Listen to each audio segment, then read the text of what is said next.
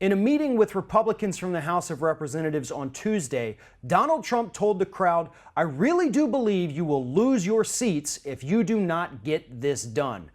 By get this done, Donald Trump means pass their disastrous health care replacement plan for Obamacare.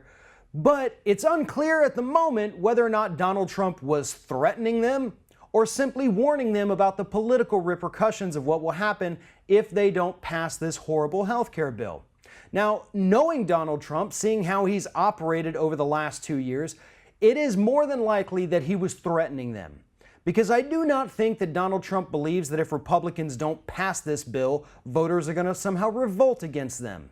What he's saying, basically, is that this thing has my name on it. It's being labeled as Trump Care, even though it really should be Ryan Care. And if this fails, then I fail.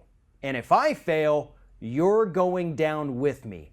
I think that is what Donald Trump meant by this thinly veiled threat that he issued to the House Republicans.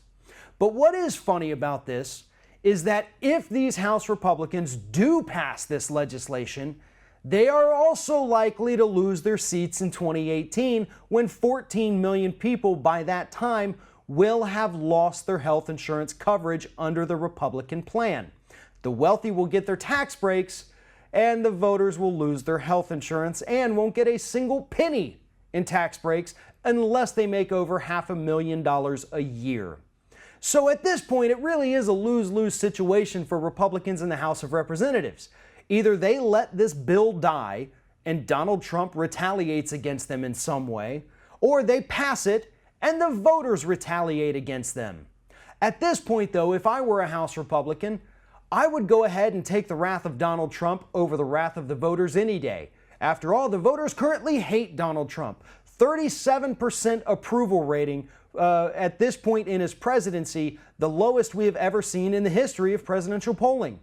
So I would take Donald Trump's threat over the threat of voters revolting against me any day of the week at this point.